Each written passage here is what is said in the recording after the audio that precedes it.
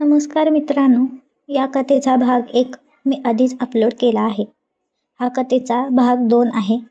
जर तुम्ही अजून पहिला भाग पाहिला नसेल तर तो आधी पाहून घ्या.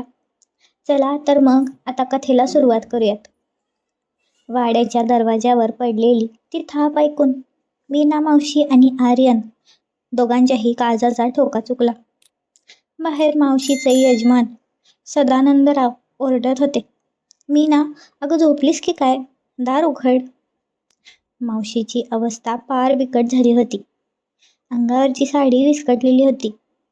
केसातला गजरा अर्धा निखळलेला होता आणि समोर उभा असलेला आर्यन हे सगळंच अस्ताव्यस्त झालं होतं.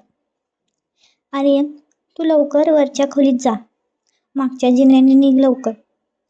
मावशीने श्वास रोखून कुजबुजत सांगितलं. आर्यनने पटकन आपली बामची डबी उचलली आणि काळोखाचा फायदा घेत मागच्या बाजूने निसटला. मावशीने घाईघाईने आपली साडी नीट नेसली. विस्कटलेले केस सावरले आणि चेहऱ्यावरचा घाम पुसून ती दरवाजापाशी आली. तिने कडी काढली. समोर सदानंदराव पावसाने पूर्णपणे भिजलेले उभे होते. तुम्ही आजच कसे? 2 दिवस लागणार होते ना? मावशीने कसाबसा आवाज स्थिर ठेवून विचारलं. सदानंदरावांनी आत येत छत्री कोपऱ्यात ठेवली आणि म्हणाले, कामच लवकर उरकलं ग. म्हटलं जावं घरी पावसा पाण्याचं. आर्यन कुठं आहे? मावशी म्हणाली, तो वर झोपलाय मगाशीच. सदानंदराव फ्रेश व्हायला गेले आणि मावशीने सुटकेचा निश्वास सोडला. पण तिच्या मनात अजूनही दुपारी आणि रात्री घडलेल्या त्या स्पर्शाची धुंदी कायमच होती. सदानंदराव सकाळीच काही शेतीच्या कामासाठी गावाला गेले होते. घरात पुन्हा एकदा आर्यन आणि मावशी दोघेच उरले होते. सकाळपासून दोघांनी एकमेकांकडे नीट पाहिले देखील नव्हते.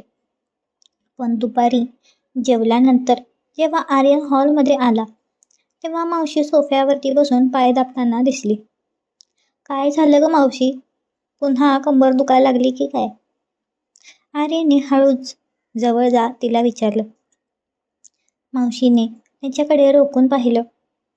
तिच्या डोळ्यात कालच्या घटनेची आठवण स्पष्टपणे दिसत होती. ती म्हणाली, अरे काल अर्धवट सोडलं होतंस ना मालिश.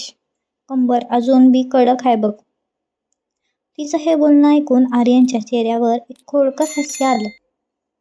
मग चल ना खोलीत, आज सविस्तर करूया मालिश. आर्यनने अर्थपूर्ण नजरेने म्हटलं. मावशीने एक दीर्घ श्वास घेतला आणि ती उठून बेडरूमच्या दिशेने गेली. आज तिने एक गडद लाल रंगाची साडी नेसली होती, जी तिच्या गोऱ्या अंगावरती अजूनच उठून दिसत होती.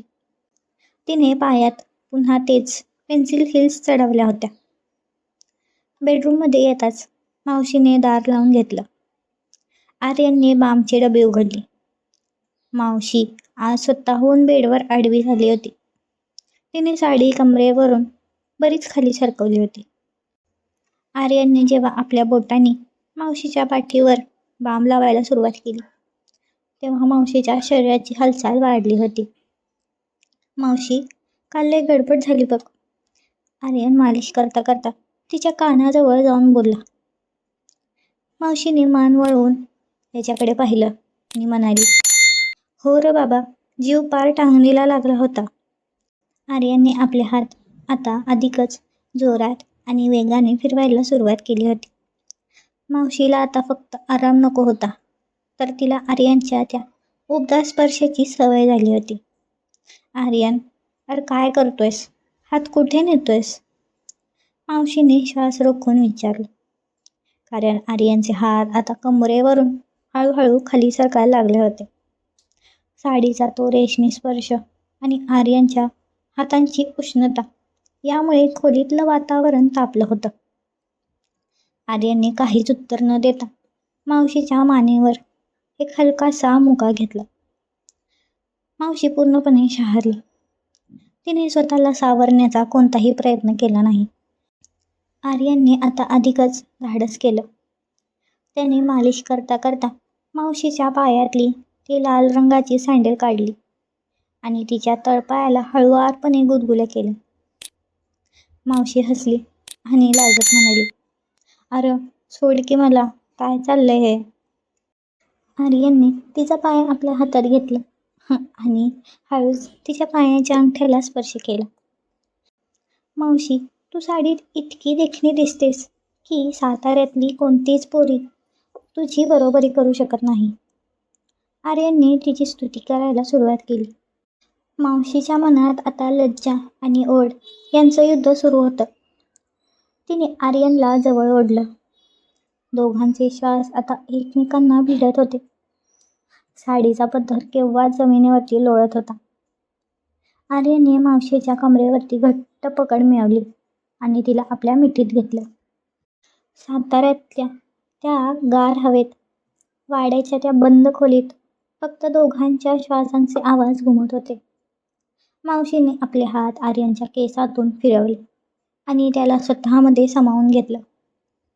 त्या दुपारी साडीचे बंद सैल झाले आणि मनाचेही.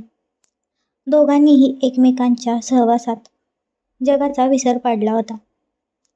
तासभरानंतर जेव्हा दोघं सावरले तेव्हा मावशी आरशासमोर उभी राहून आपली साडी नीट करत होती. आर्यन बेडवर बसून तिला कौतुकाने पाहत होता. मावशीने हसून त्याला विचारलं, आता बरं वाटते का तुला? आर्यन काहीच बोलला नाही. तितक्यात त्याचं लक्ष कपाटाच्या बाजूला असलेल्या एका छोट्याशा खिडकीकडे गेलं. ती खिडकी अर्धी उघडी होती आणि त्या खिडकीबाहेरून कोणीतरी आत पाहत असल्याचा भास आर्यनला झाला. एक सावली तिथून झटकन बाजूला झाली. मावशी, बाहेर बघ कोण होतं? आर्यन ओरडला. मावशी धावत खिडकीपाशी गेली, पण बाहेर पावसाची रिपछिप सुरू होती आणि तिथे कोणी सुद्धा नव्हतं. पण आर्यनला खात्री होती की कोणीतरी त्यांना पाहिलं आहे. ती सावली कोणाची होती?